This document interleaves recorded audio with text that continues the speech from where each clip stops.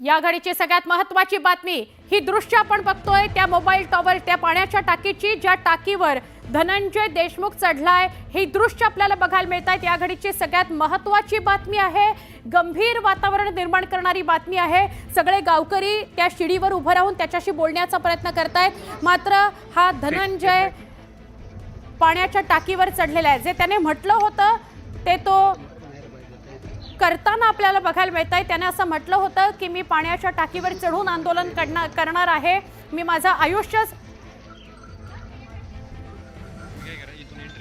Mobile टॉवरवर तो चढलाय आणि mobile टॉवरवर चढून तो आंदोलन करतो आहे।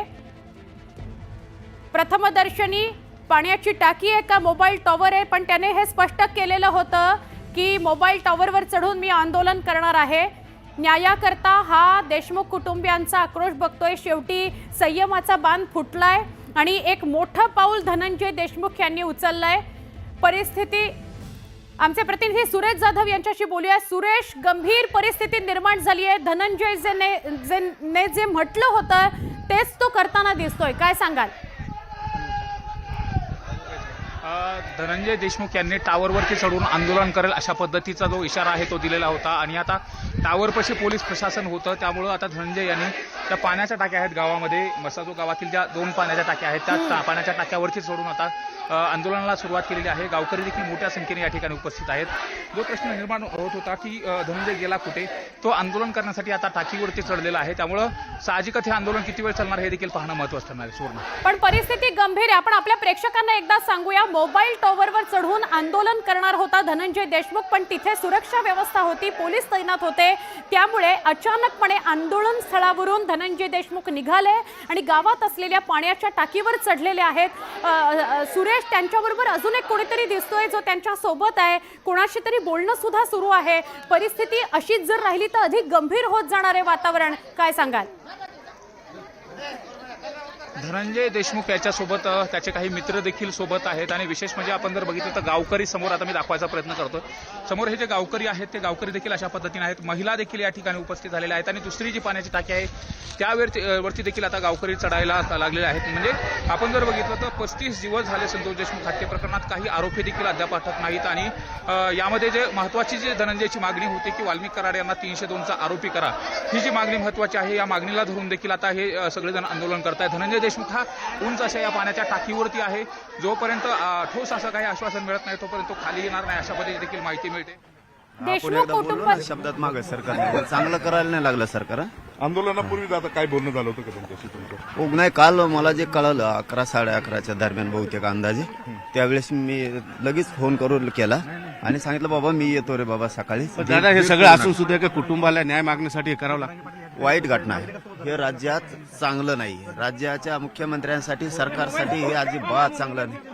एक लेकरू स्वतःच्या भावाच्या न्यायासाठी आत्महत्या करायची वेळ आली, आंदोलन नाहीये, आत्महत्या करायची जर वेळ येणार असली तर याच्यापेक्षा नीचपणाचा कळस दुसरा असू शकत नाही, नीचपणाचा कळस नाही असू शकत दुसरा। पुरवणी जबाबामध्ये वाल्मिक कराडांचं नाव घेतलेलं आहे, त्यांच्या पत्नीने भावाने पाहिजे। अजिबात तुम्ही राजकारण करताल याच्यात सरकार म्हणून, अजिबात वाचवायला नाही पाहिजे कोणाला। मला भेटू द्या प्लीज त्याला, भैयाला धनंजय भैया। विनंती करणार का खाली येण्याची? अल्टिमेटम दिलं होतं पोलिसांनी, विनंती करणार आम्ही त्यांच्या पाठीशी येतात। करणार का म्हणजे काय जीव जाऊ द्यायचा का? भावाचा गेलाय त्यांच्या पाठीशी आम्ही आहेत ना।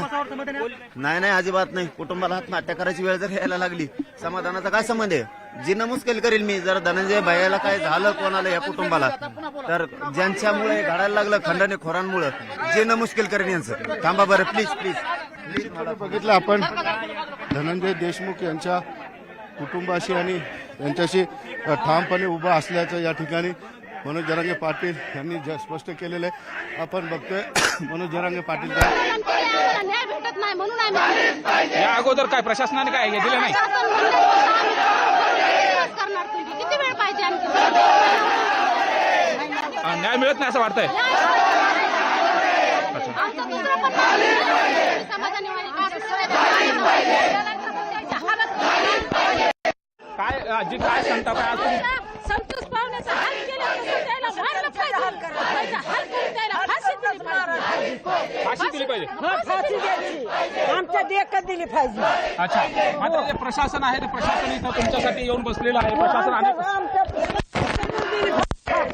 अच्छा हो प्रशासनाने तपास करते त्या संदर्भात काय म्हणणं आहे? हो हो हो काय आजी नेमका एवढ्या दिवसात पोलीस प्रशासन तपास करते, काय वाटतं का? आम्हाला वाटतं त्याला फाशी द्या, आमच्या लेकरांना केलंय तसं. आम्हाला हेच अपेक्षा आहे. काय मागणी ताई? मागणी काहीच नाही, फक्त आरोपीला फाशी द्यायची. आमचा माणूस जसं मारलाय तसं आमच्या समोर त्याला फाशी दिली पाहिजे. मात्र आज तुम्हाला एवढा आक्रमक का व्हावं लागलं? त्याला फाशी झालीच पाहिजे. जसे आम्हाला झाले हाल तसे त्याचे हाल करून मारा. आपण पाहतोय गावकऱ्यांच्या आक्रमक प्रतिक्रिया आहेत. जसंच हाल झाल्यात ना तसं हाल करायचं.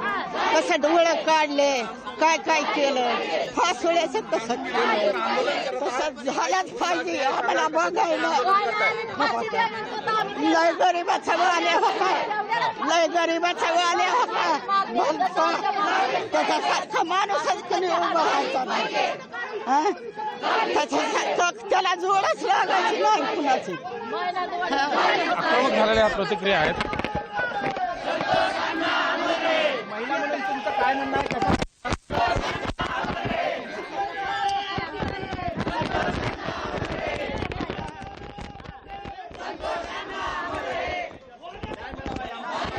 नाहीये, मात्र त्यांच्या ज्या रास्त मागण्या आहेत त्याची दखल मात्र प्रशासनानं घ्यायला हवी. ज्या मागण्या आहेत त्याची दखल घ्यायला हवी.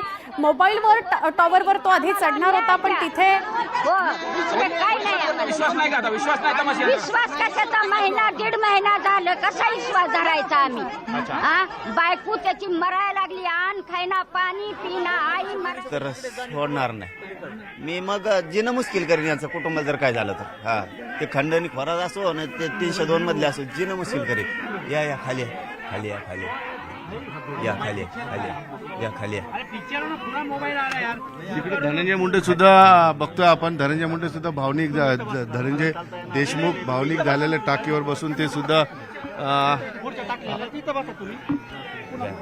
या खाली घ्या, नको रे, लेकराची गरज आहे रे त्या. मनोज जरांगे घटनास्थळी पोहोचलेले आहेत. दुसरीकडे पाण्याच्या टाकीवर चढून धनंजय देशमुख आंदोलन करतायत. धनंजय देशमुखांबरोबर त्यांचे 2 मित्र सुद्धा आहेत. कुणाशी तरी ते बोलता देखील आहेत, संवाद देखील साधतायत. आणि ज्या पाण्याच्या टाकीच्या शिड्या आहेत, पायऱ्या आहेत, त्या पायऱ्यांवर आता ग्रामस्थ बसलेले आहेत आणि ग्रामस्थ सुद्धा आक्रमक झालेत. पुरुष मंडळी सगळी आक्रमक झालेली आहेत. महिला पाण्याच्या टाकीच्या खाली बस. मी खरंच लय आती उलट्या काळजाचा. मला भीती वाटत नाही कशीच. पण जर या लेकराचा भाऊ जाऊन जर याचं आत्महत्या करण्याची वेळ येणार असली तर एवढं सोपं नाही धनंजय भैया, तुम्ही काळजी करू नका. यांचं जीणं मुश्किल करून टाकेल सगळ्यांचं. यांचं मग यांचे 302 मधले असून तर खंडणीतले असू, यांचं जीणंच मुश्किल करील. कुटुंबाला जर धक्का लागला ना, कसं काय यांना घेत नाही 302 मध्ये खंडणीमध्ये. बघूत ना, समाज लढणार आहे. काळजी करू नका. पण धनंजय भैयाची गरज आहे, या कुटुंबाला गरज आहे, कुटुंबाला गरज आहे. अधिकाऱ्यांशी बोलणार आहे का आपण या आंदोलनात? हा भैया आल्या खाली आल्याच्या नंतर मी बोलतो. या या या ना या. अरे या रे या या. मी आज हात जोडून विनंती, या खाली या तुम्ही. सगळे ग्रामस्थ सुद्धा धनंजय देशमुखांना विनंती करतायत की त्यांनी टाकीवरून खाली उतरावं. मनोज जरांगे पाटील यांनी विनंती केल्यानंतर या ठिकाणी धनंजय जे आहेत देशमुख त्यांनी सांगितले की तपास योग्य सुरू आहे, पण याच्यावर जास्त काही माहिती दिली नाही. विचारतो मी त्यांना, आता मला काहीच माहित नाहीये काय माहिती दिली नाही दिली. पाटील साहेब, आता तुम्ही काय आव्हान कराल? ते उभे आहेत वरती, आपल्या जीवाचं बरं वाईट करण्याच्या तयारीत आहेत. ते जीव नाही जाऊ देणार. त्यांचा जीव गेल्यावर यांचं जीणं मुश्किल करीन ना. काय वेळ येते अशा एकावरती जाणून बुजून सरकार करायला, जाणून बुजून वाचवायला. इतके पुरावे असून इतके काय असून जाणून बुजून करायला. या ना मग त्यांना आवाज द्या ना. मला वर चढता येत नाही, मी वर जाऊन आणलं असतं त्यांना. या ना म्हणा.